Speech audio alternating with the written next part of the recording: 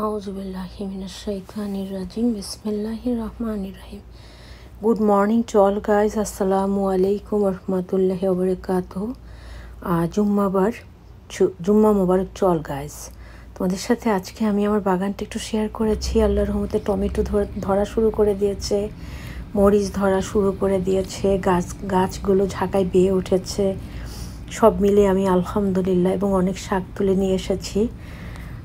তোমরা যারা করো তারা অবশ্যই জানো, তাই বারবারই বলতে হয় যে শাকগুলো, দোকানের শাক আমরা কিনে বহুত খাই, কিন্তু এই শাকগুলো এতটাই মজা, মানে ভাতের সাথে মেখে নিলে একদম মিশে যায়, কিছুই থাকে না অবশিষ্ট, মানে এত ভালো খেতে মাশাআল্লাহ। সবাই খুব মজা করে খায়।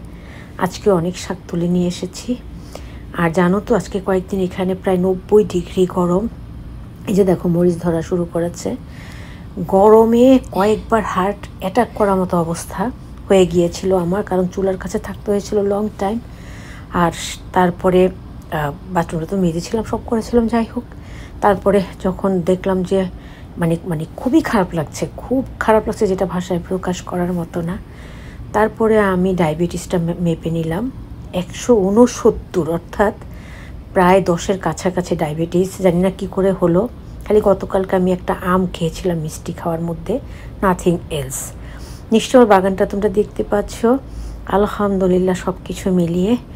আর সবাই দোয়া করবে আল্লাহ যেন একটু সুস্থ রাখেন। আসলে কাজ করে খেতে হয় তো, তবুও অনেক চেষ্টা করি সব কিছু একদম গুছিয়ে করার জন্য।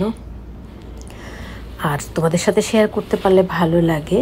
আল্লাহ পাক সহায় থাকেন বলেই অনেক অসুস্থতার মধ্যেও অনেক কাজ করি, হয়তো কষ্ট হয় কিন্তু করতে তো পারি, সেটা আল্লাহ পাকের রহমত আলহামদুলিল্লাহ।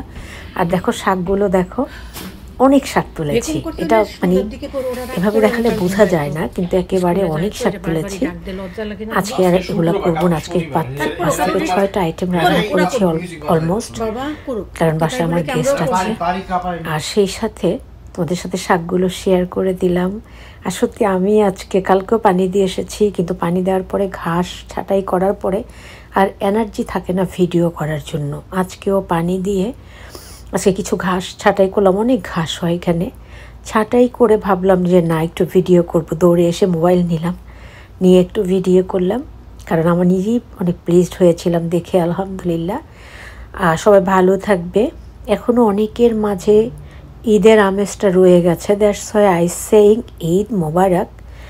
আর সেই সাথে আরও একটা দুঃখের কথা শেয়ার করব, সেটা হলো আসলে অ্যাক্সিডেন্ট। কোরবানি ঈদের পরের দিন মাংস কাটতে গিয়ে হাতটা কেটেছিল। একটু আগে আমি ইচ্ছা করে একটা ছবি তুললাম, কেন দেখো পেকে গেছে প্রায়। আসলে সবসময় পানির কাজ করি, সাবানের কাজ করি, তো ভালো হচ্ছে না।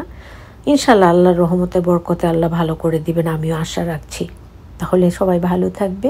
সবার জন্য অনেক দোয়া, অনেক ভালোবাসা। বা great day to all guys. Allah save everyone. আমিন সুম্মা আমিন।